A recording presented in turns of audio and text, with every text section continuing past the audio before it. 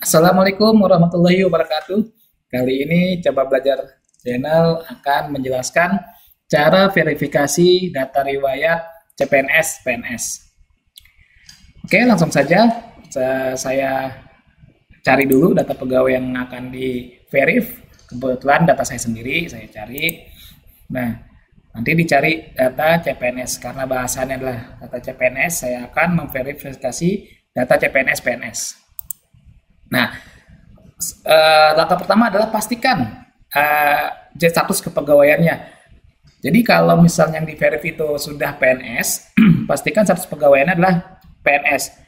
Nah, jika saat dibuka datanya masih CPNS, ini berarti pegawai tidak mengubah status CPNS-nya. Jadi saat memilih atau mengisi, kemungkinan pegawai itu memilih data CPNS gitu. Jadi jika pegawai yang di verif sudah PNS, ini bisa diklik. Nah, pastikan ini PNS. Jika ini data PNS-nya kosong, itu bisa dilengkapi. Silakan koordinasi dengan pegawainya, minta data dokumen PNS-nya. Dilengkapi dan dicek dulu dokumennya. Nah, dokumen SKCPNS dan PNS-nya harus sudah terupload gitu. Jadi kalau belum, ya silakan diupload ulang seperti ini. Diklik saja langsung tiban.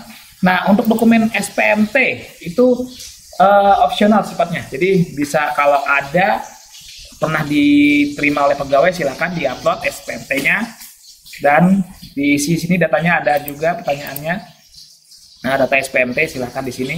Nah, terus dokumen penetapan NIP ini tidak juga wajib, tidak wajib juga. Jadi boleh kosong, boleh tidak diupload.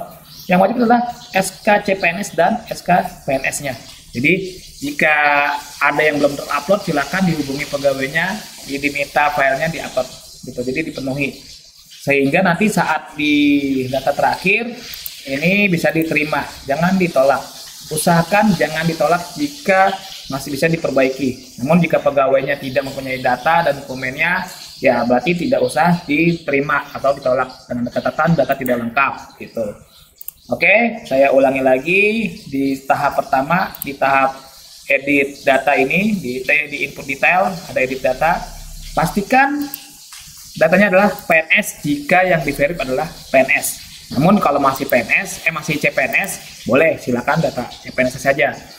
Namun untuk yang data yang di verif adalah PNS, silakan diubah ke PNS dulu.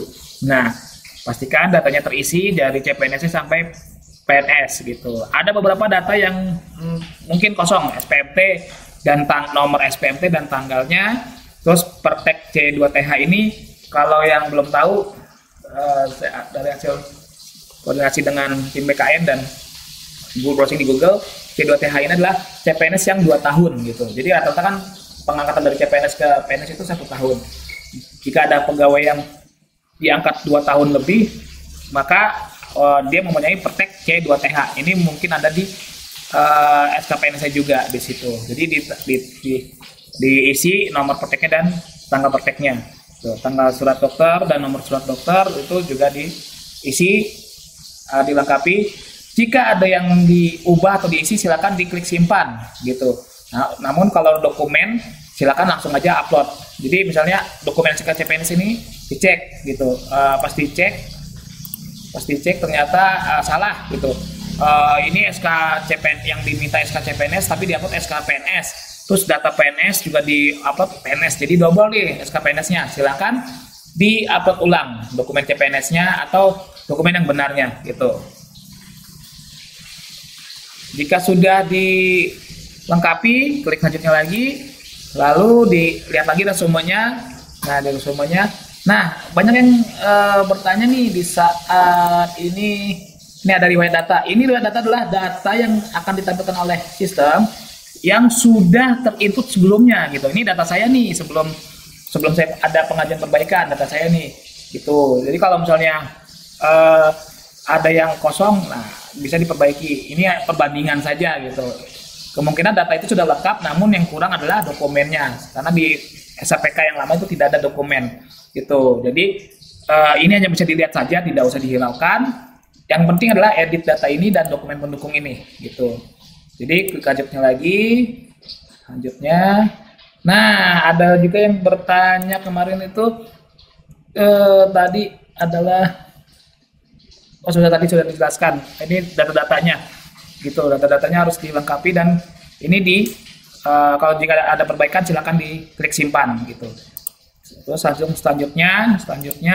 Nah, saya tekankan lagi, jangan ada penolakan jika data tersebut masih bisa diperbaiki, gitu. Jadi jika dokumennya masih bisa diminta ke pegawai, masih bisa diperbaiki, masih bisa diupload ulang, silakan diperbaiki dan diterima, gitu. Namun jika pegawai tersebut sudah salah input, dikonfirmasi tidak memberikan data yang benar, maka verifikator berhak menolak dengan catatan rekomendasi data tidak benar atau data tidak lengkap atau dokumen tidak ada.